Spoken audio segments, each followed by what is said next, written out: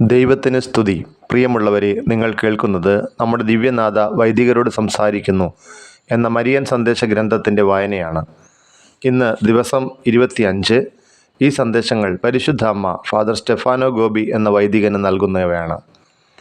അന്തിമ കാലഘട്ടത്തിലേക്ക് നമ്മെ ഒരുക്കുന്നതിനായി അമ്മ നൽകിയ ഈ സന്ദേശങ്ങൾ വൈദികർക്കെന്നതുപോലെ തന്നെ മറ്റെല്ലാവർക്കും ബാധകമാണ്. പരിശുദ്ധ അമ്മയുടെ ഈ സന്ദേശങ്ങൾ നിങ്ങൾക്ക് തുടർന്ന് ലഭിക്കണമെങ്കിൽ ദയവായി ഈ പേജ് സബ്സ്ക്രൈബ് ചെയ്യുക.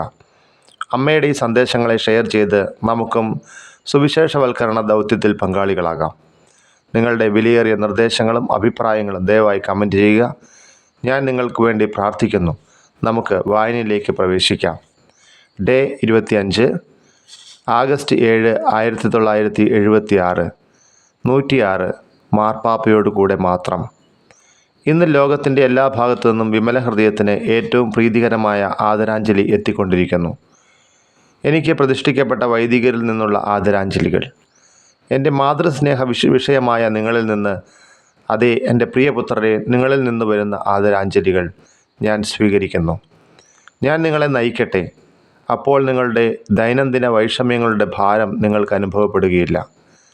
എൻ്റെ വിമല ഹൃദയത്തിന് സമർപ്പിക്കപ്പെട്ട നിങ്ങളെല്ലാവരും എൻ്റെ കൈകളിലായിരിക്കണമെന്ന് ഞാൻ ആഗ്രഹിക്കുന്നു.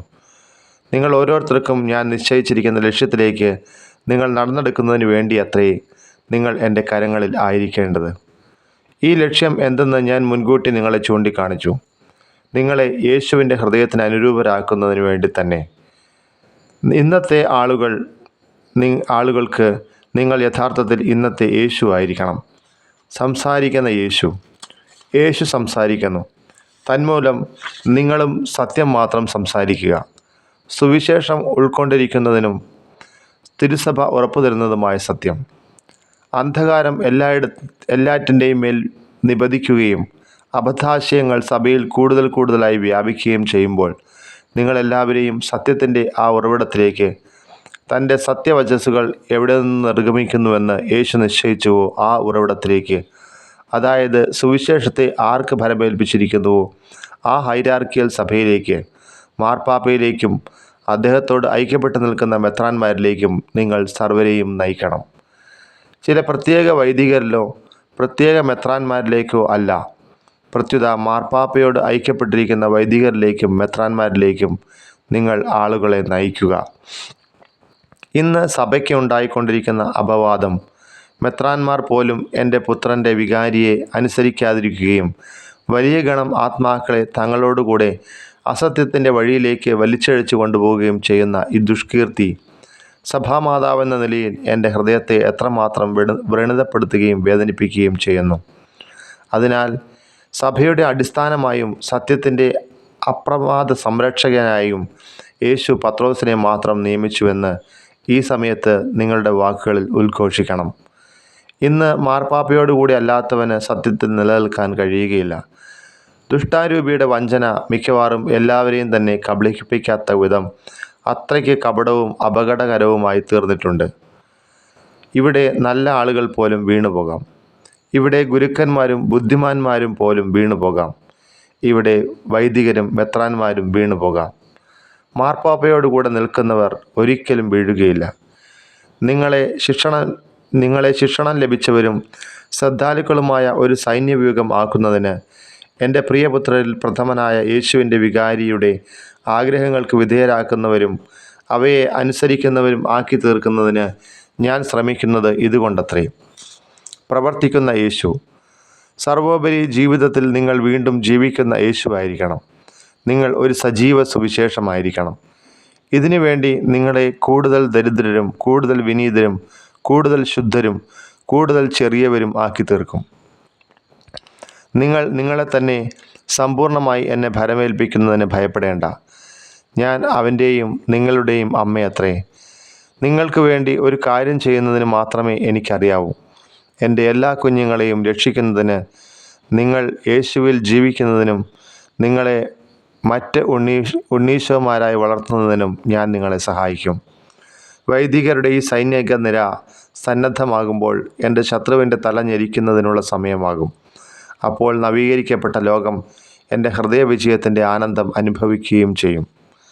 സെപ്റ്റംബർ 15, ആഗസ്റ്റ് 15, 1976 സ്വർഗാരോഹണ തിരുനാൾ. 107. പറുദീസയിൽ എന്നോടുകൂടെ ജീവിക്കുക. എൻ്റെ പ്രിയപുത്രന്മാരെ, ഞാൻ എവിടെയാണോ അവിടെ നിങ്ങളും ജീവിക്കുക. പറുദീസയിലേക്ക് എൻ്റെ മകൻ യേശുവിൻ്റെ മഹിമയിൽ സമ്പൂർണ്ണമായി പങ്കുചേരുന്നതിന് ആത്മാവോടും ശരീരത്തോടും കൂടെ ഞാൻ സ്വർഗത്തിലേക്ക് ആവഹിക്കപ്പെട്ടു. ഭൂമിയിൽ അമ്മ എന്ന എൻ്റെ ദൗത്യത്തിലൂടെ എൻ്റെ പുത്രൻ യേശുവുമായി സദാ സംയോജിച്ചിരിക്കുന്ന ഞാൻ ഇപ്പോൾ പറുദീസയിൽ അവൻ്റെ മഹിമയോട് യോജിച്ചിരിക്കുന്നു. തന്നെപ്പോലെ മഹിമയുള്ള ശരീരത്തോടെ ഞാൻ തൻ്റെ സമീപത്തായിരിക്കണമെന്നായിരുന്നത്രേ എൻ്റെ പുത്രൻ്റെ അഭിലാഷം. എനിക്ക് ലഭിച്ച അസാധാരണ ആനുകൂല്യത്തിൻ്റെ നിദാനമാണിത്.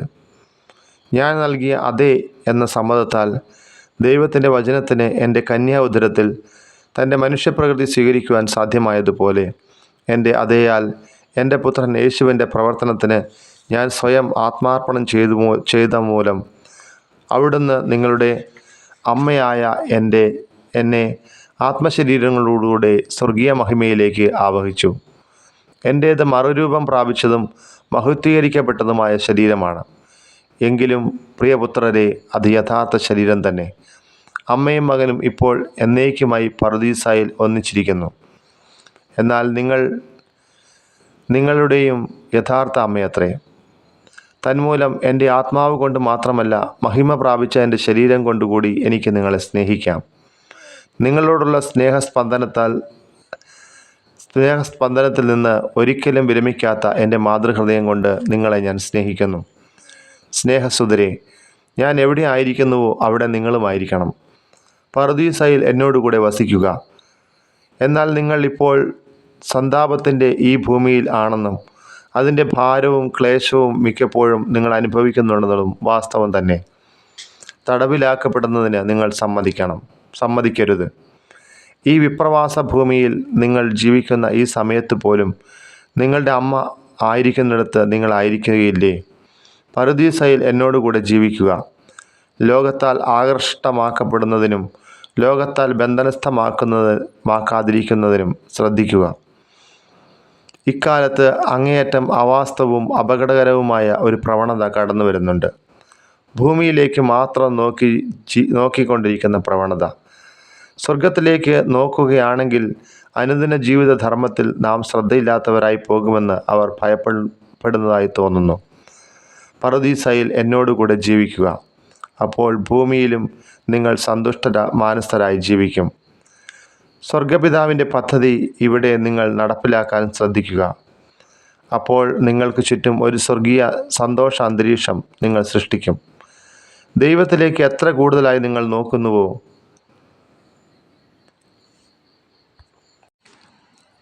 എന്നോടൊത്ത് എത്ര അടുത്ത് വസിക്കുന്നുവോ, അത്ര കൂടുതലായി നിങ്ങളും മറ്റുള്ളവരുടെ നന്മയ്ക്കായി ഈ ഭൂമിയിൽ അധ്വാനിക്കും.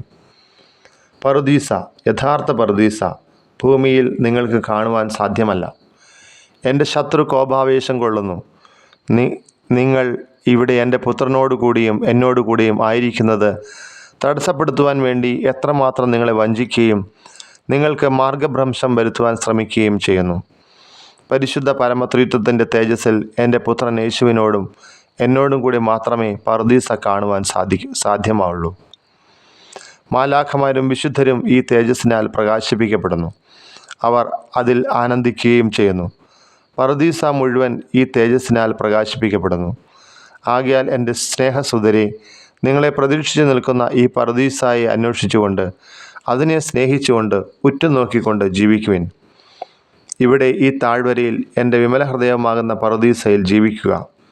അപ്പോൾ നിങ്ങൾ പ്രശാന്തതയുള്ളവരും ആഴമായ സ്നേഹപ്രകർഷം അനുഭവിക്കുന്നവരുമായിത്തീരും. നിങ്ങൾ പൂർവാധികം ചെറിയവരും വിരാഗികളും നിർധനരും നിർമ്മല ഹൃദയരുമാകും. നിങ്ങൾ എത്ര കൂടുതലായി ചെറിയവരും വിരാഗികളും നിർധനരും നിർമ്മല ഹൃദയരുമാകുന്നുവോ, അത്ര കൂടുതലായി എൻ്റെ വിമല ഹൃദയമാകുന്ന പറുദീസയിലേക്ക് പ്രവേശിക്കും.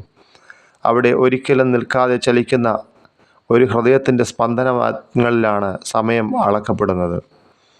ആഗസ്റ്റ് 22, 1976 മാതാവിൻ്റെ രാജ്ഞിത്വ തിരുനാൾ.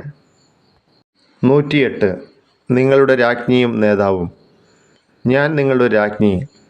പിതാവിൻ്റെ ശക്തിയും പുത്രൻ്റെ വിജ്ഞാനവും പരിശുദ്ധാത്മാവിൻ്റെ സ്നേഹവും പരിശുദ്ധ പരമത്രിത്വത്തിൻ്റെ പ്രകാശത്തിൽ എന്നെ മാതൃത്വ കർത്തവ്യത്തിൻ്റെ പ്രവർത്തനങ്ങളിൽ എന്നേക്കുമായി നിയോഗിച്ചിരിക്കുന്നു. എന്നെ മകുടം ചാർത്തുന്ന മഹിമ ഇതാണ്. സാർവലൗകികമായ എൻ്റെ അവകാശം ഇതത്രേ: പുത്രൻ്റെ മാതാവ്, പുത്രനോടുകൂടെ രാജ്ഞി. ഞാൻ നിങ്ങളുടെ നായിക. എൻ്റെ സ്നേഹസുതരെ, എൻ്റെ സൈന്യനിരയ്ക്ക് വേണ്ടി നിങ്ങളെല്ലാവരെയും ഒരുമിച്ച് കൂട്ടുവാൻ നിങ്ങളെ ഞാൻ ആഹ്വാനം ചെയ്യുന്നു. ഈ സൈന്യനിരയുടെ റാണിയും നായികയും ഞാൻ തന്നെ. ആകയാൽ നിങ്ങൾക്കിടയിൽ ഒരു നേതാവും ഉണ്ടാകാൻ പാടില്ല. നിങ്ങളെല്ലാം സഹോദരന്മാർ, പൂർവോപരി വളർന്നുകൊണ്ടിരിക്കുന്ന സ്നേഹത്തിൽ ഒന്നിച്ചിരിക്കുന്ന സഹോദരന്മാർ. ആർക്കെങ്കിലും മഹത്തമമായിട്ടുണ്ടെങ്കിൽ അയാൾ യഥാർത്ഥത്തിൽ ഏറ്റവും ചെറിയവനാകട്ടെ. ഏറ്റവും കൂടുതൽ സ്നേഹിക്കുന്നവനെ മാത്രം, ഏറ്റവും കൂടുതൽ ശുശ്രൂഷിക്കുന്നവനെ മാത്രം, ഏറ്റവും കൂടുതൽ എന്നെ ശ്രവിക്കുന്നവനെ മാത്രം, പൂർവോപരി ചെറുതായിക്കൊണ്ടിരിക്കുന്നവനെ മാത്രം, എൻ്റെ വിമല ഹൃദയത്തിൽ അപ്രത്യക്ഷമായിക്കൊണ്ടിരിക്കത്തക്കവണ്ണം ചെറുതായിക്കൊണ്ടിരിക്കുന്നവനെ ഞാൻ ഉപരി വലിയവനാക്കിക്കൊണ്ടിരിക്കും. ആകയാൽ എൻ്റെ പ്രിയപുത്രന്മാരെ, നിങ്ങൾ എൻ്റെ സ്വരത്തെ കേൾക്കണം. എൻ്റെ പ്രബോധനങ്ങൾക്ക് വിധേയരാകണം. എല്ലാറ്റിനുമുപരി എൻ്റെ ആജ്ഞകൾ സ്വീകരിക്കാൻ സന്നദ്ധരാകുകയും അവയെ അനുസരിക്കുകയും ചെയ്യണം. നിങ്ങൾ അനുസരിക്കുന്നതിന് ആഗ്രഹിക്കുന്നവരും അനുസരിക്കേണ്ടത് എങ്ങനെയാണെന്ന് എപ്പോഴും അറിയാവുന്നവരുമായ പുത്രന്മാരായി തീരണമെന്ന് ഞാൻ ആഗ്രഹിക്കുന്നു. അനുസരണവും വിധേയത്വവും ഇതാണ് നിങ്ങളെ അണിയിക്കുവാൻ ഞാൻ ഇച്ഛിക്കുന്ന വിശേഷ വസ്ത്രം. എൻ്റെ പുത്രൻ തൻ്റെ സഭയെ ഭരിക്കുവാൻ ആരെ നിയോഗിച്ചിരിക്കുന്നുവോ, അദ്ദേഹത്തിലൂടെ ഹൈറാർക്കി ആരോട് ഐക്യപ്പെട്ടിരിക്കുന്നുവോ ആ മാർപ്പാപ്പയിലൂടെ എൻ്റെ ആജ്ഞകൾ ഞാൻ നൽകും. എൻ്റെ ദിവ്യസുതൻ യേശുവിൻ്റെ ആജ്ഞകൾ അനുസരിക്കാത്ത കുറേ വൈദികരും മെത്രാന്മാരും ഇന്നുണ്ടെന്നുള്ള ദുഃഖസത്യം എൻ്റെ മാതൃഹൃദയത്തെ എത്രത്തോളം വ്രണിതപ്പെടുത്തുകയും വ്യാകുലപ്പെടുത്തുകയും ചെയ്യുന്നു. ആന്തരികമായി വിഭജിക്കപ്പെട്ട ഏതു രാജ്യവും പരാജയപ്പെടുകയും നശിപ്പിക്കപ്പെടുകയും ചെയ്യും. അനുസരിക്കാത്തവരും വിപ്ലവമുണ്ടാക്കുന്നവരുമായ എൻ്റെ ഈ പാവപ്പെട്ട പുത്രന്മാർ രൂക്ഷവും ആപത്കരവുമായ അഹങ്കാരത്തിൻ്റെ അടിമകളായി മാറിക്കഴിഞ്ഞു. അവർ മരണത്തിലേക്ക് നടന്നുകൊണ്ടിരിക്കുകയത്രേ. ആദ്യം മുതൽ എൻ്റെ ശത്രുവായിരുന്ന സാത്താൻ ഇന്നും നിങ്ങളെ വഞ്ചിക്കുന്നതിലും വഴിതെറ്റിക്കുന്നതിലും വളരെ വിജയിച്ചു കൊണ്ടിരിക്കുന്നു. നിങ്ങൾ പാരമ്പര്യത്തിൻ്റെ കാവൽഭടന്മാരും വിശ്വാസത്തിൻ്റെ സംരക്ഷകരുമാണെന്ന് നിങ്ങളെ വിശ്വസിപ്പിക്കുവാൻ അവൻ ശ്രമിക്കുന്നു. തത്സമയം നിങ്ങളുടെ വിശ്വാസ നൗകയെ ആദ്യമായി തകർക്കുന്നതും നിങ്ങളറിയാതെ തന്നെ അബദ്ധത്തിലേക്ക് നയിക്കുന്നതും അവൻ തന്നെ അത്രേ.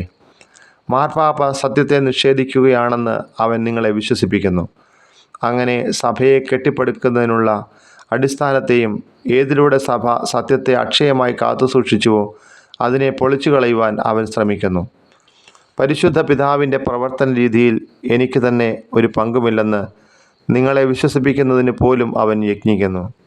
കൂടാതെ എൻ്റെ നാമത്തിൽ വ്യക്തികൾക്കും പ്രവർത്തനങ്ങൾക്കും എതിരായ മൂർച്ചയേറിയ വിമർശനങ്ങളും അവൻ പ്രചരിപ്പിക്കുന്നു. എൻ്റെ മാതൃവാത്സല്യത്തിന് വിഷയരായ വൈദികരെ, വിവേകമുള്ളവരായിരിക്കുവിൻ, ശ്രദ്ധാലുക്കളായിരിക്കുവിൻ, പ്രബുദ്ധരായിരിക്കുക. എന്തെന്നാൽ അന്ധകാരം എല്ലാത്തിനെയും ആക്രമിക്കുന്നു. ഈ ഉന്നതമായ ശുശ്രൂഷയുടെ പ്രവർത്തനങ്ങൾക്കുള്ള വിശേഷവരം മാർപ്പാപ്പയ്ക്ക് മാത്രമുള്ളപ്പോൾ അദ്ദേഹത്തിൻ്റെ തീരുമാനങ്ങളെ അമ്മയ്ക്ക് പരസ്യമായി വിമർശിക്കാൻ എങ്ങനെ കഴിയും? എൻ്റെ പുത്രൻ്റെ സ്വരത്തിനു മുൻപിൽ ഞാൻ നിശബ്ദയായിരുന്നു. അപ്പോസ്തോലന്മാരുടെ സ്വരത്തിനു മുൻപിലും ഞാൻ സസ്നേഹം നിശബ്ദയായിരുന്നു.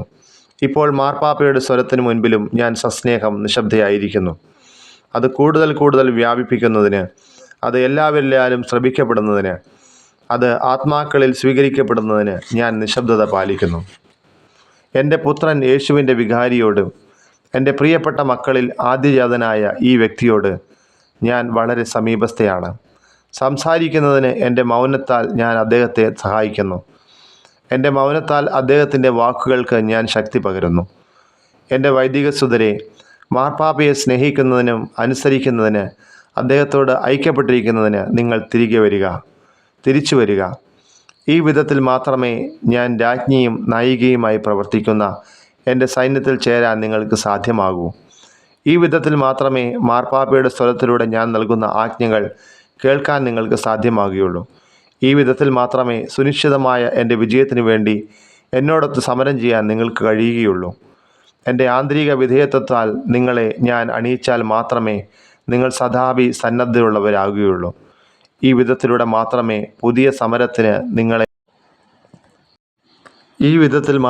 എൻ്റെ പുതിയ സമരത്തിന് ഞാൻ നിങ്ങളെ ഉപകരണമാക്കുകയുള്ളൂ. എൻ്റെ രാജകീയ വിജയം അവസാനം നിങ്ങൾ കാണുകയും ചെയ്യും. പ്രിയമുള്ളവരെ, ഇന്നത്തെ വായന അവസാനിക്കുമ്പോൾ ദൈവത്തിന് നന്ദി പറയുന്നു. കർത്താവ് നൽകിയ ഈ അവസരത്തിന് നന്ദി പറയുന്നു. 25 ദിവസങ്ങൾ കടന്നു പോകുമ്പോൾ കർത്താവെ അവിടുന്ന് അയച്ച വഴികളെ ഓർത്ത് നന്ദി പറയുന്നു. ഇത് ശ്രവിക്കുന്ന എല്ലാ മക്കളെയും അനുഗ്രഹിക്കണമേ. മാതാവ് ആഗ്രഹിക്കുന്ന വിധത്തിൽ ഈശോയുടെ വഴികളിലൂടെ നടക്കുന്നതിനും പരിശുദ്ധ കത്തോലിക്ക സഭയോട് ചേർന്ന് നിൽക്കുന്നതിനും എല്ലാവരെയും അനുഗ്രഹിക്കണമെന്ന് ഞാൻ പ്രാർത്ഥിക്കുന്നു. കർത്താവ് നിങ്ങളെ ശക്തിപ്പെടുത്തട്ടെ, നിങ്ങളെ ബലപ്പെടുത്തട്ടെ. എല്ലാ ദിവസവും ഈ സന്ദേശം കേൾക്കുവാൻ നിങ്ങളെ സഹായിക്കട്ടെ. ഈ സന്ദേശത്തിൻ്റെ ആന്തരികാർത്ഥം അറിയാൻ നിങ്ങളെ സഹായിക്കട്ടെ. ദൈവം നിങ്ങളെ അനുഗ്രഹിക്കട്ടെ. യേശുവിൻ്റെ നാമത്തിന് മാത്രം മഹത്വം ഉണ്ടായിരിക്കട്ടെ. യേശുവെ നന്ദി, യേശുവെ സ്തുതി, യേശുവെ ആരാധന. ദൈവമേ നന്ദി, ദൈവമേ സ്തുതി, ദൈവമേ ആരാധന.